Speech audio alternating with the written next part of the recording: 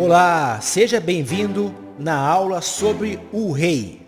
Nesta aula, irei ensinar para você como o rei se movimenta, como ele captura. Passarei alguns exercícios para você praticar e assim memorizar os ensinamentos passados nessa lição. E por último, lhe apresentarei o jogo do rei e dos peões contra rei e peões. Este é um jogo que você já pode praticar com algum conhecido seu, que já saiba jogar xadrez ou que está aprendendo junto com você. Então, fique comigo, vamos lá! O rei é o líder de todas as peças. Ele pode ser considerado você no tabuleiro. O rei é a única peça que não pode ser capturada durante todo o jogo. Portanto, o rei ficará sempre no tabuleiro, até o final da partida. Ele nunca será retirado do tabuleiro, mesmo quando ele leva o xeque-mate. O rei é a peça mais importante, mas não a mais poderosa. A peça mais poderosa é a dama, que lhe ensinarei os seus movimentos e como ela captura numa próxima aula. Se o seu rei for aprisionado pelo adversário, você então levou um xeque-mate e perdeu o jogo. Se você conseguir aprisionar o rei adversário, você é que deu o xeque-mate e você venceu o jogo. Fique tranquilo que numa próxima aula eu vou lhe explicar em detalhes como você dá um cheque e também um xeque-mate.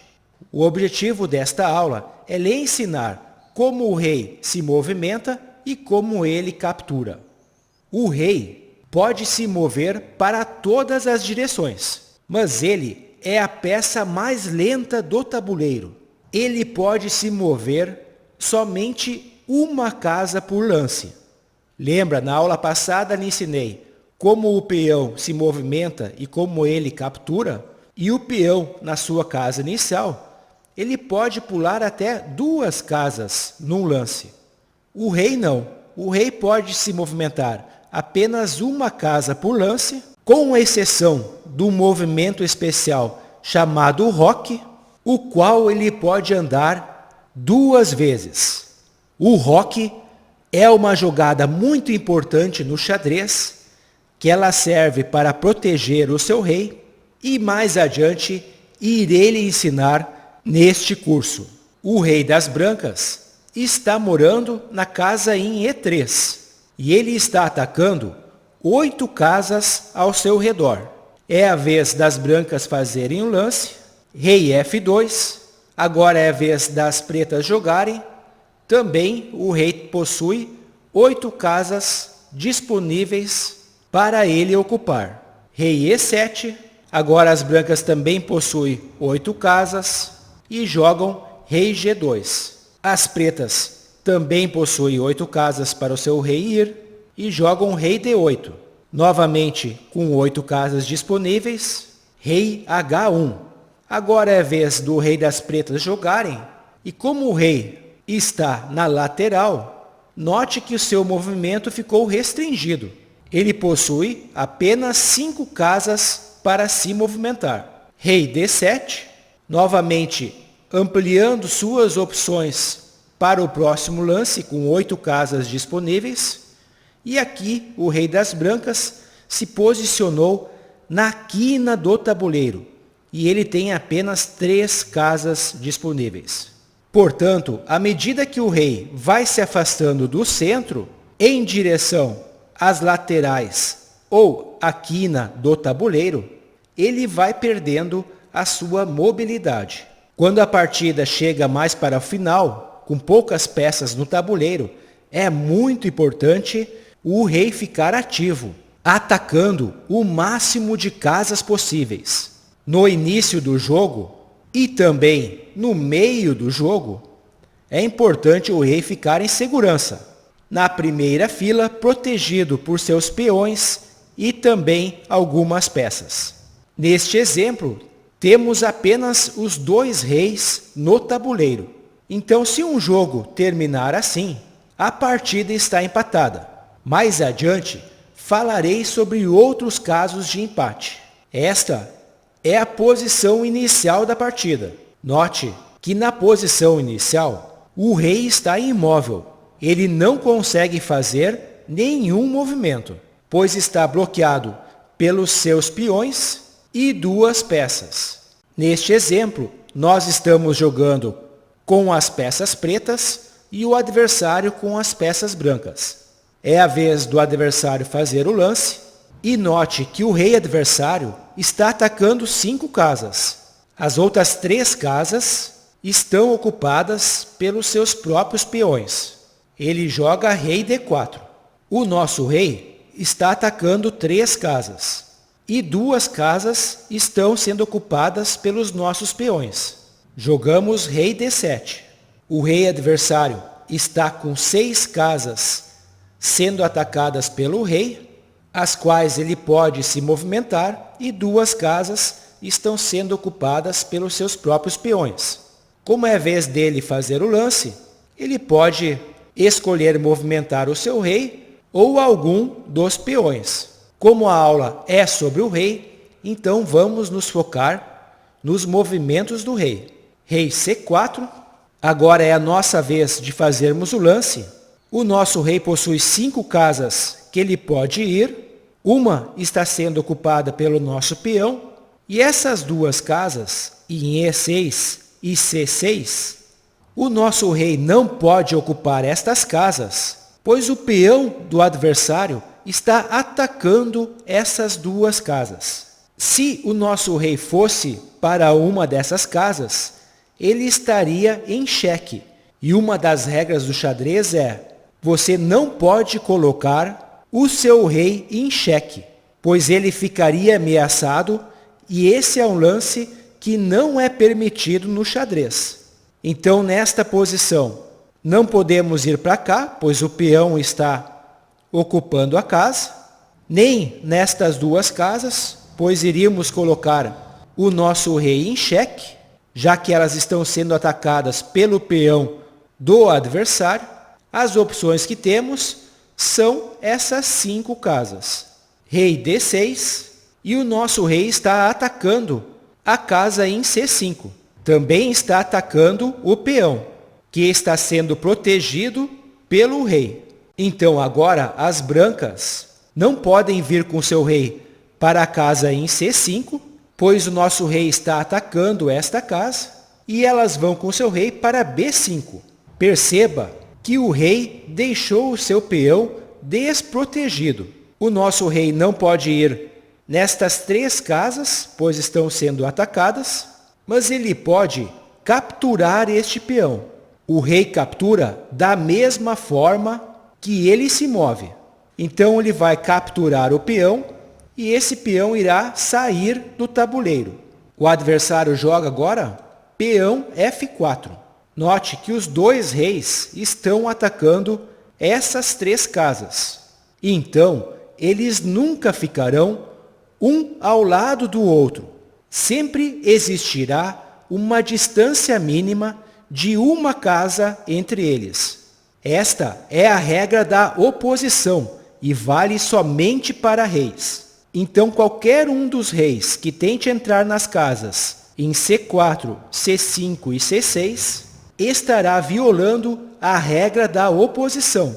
Aqui é importante destacar que destas 3 casas, a casa mais importante é a casa central da oposição, que é a casa em C5. A casa central da oposição, ela é essencial para os checkmates básicos, que irei lhe ensinar em detalhes em uma aula mais à frente. Rei E4, aqui o rei adversário não pode ocupar estas casas, pois estão sendo atacadas pelos nossos peões. Então ele vai com o rei para C5.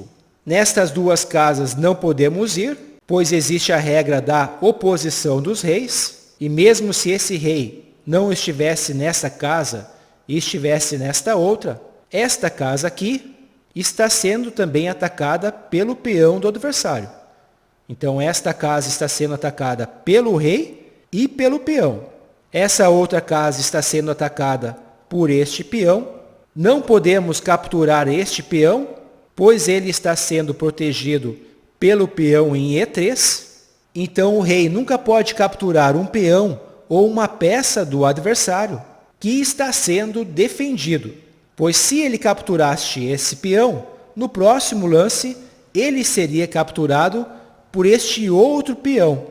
E esse é um lance que não é permitido no xadrez. Então, o rei pode tomar ou capturar qualquer peão ou peça que esteja sem proteção, menos o rei do adversário. Aqui, então, podemos capturar este peão em E3, que está sem nenhuma proteção. Capturamos o peão. O rei adversário possui 4 casas disponíveis, rei D5, e agora podemos capturar este outro peão. Rei capturou o peão de F4. Voltando à posição, aqui para as brancas, em vez de movimentar o seu rei, o melhor lance seria avançar o peão, pois aqui o nosso rei não conseguiria mais a tempo buscar esse peão. Aí ele chega na 8ª fileira das brancas, ou primeira fileira das pretas, que é a nossa fileira, e ele é promovido a dama.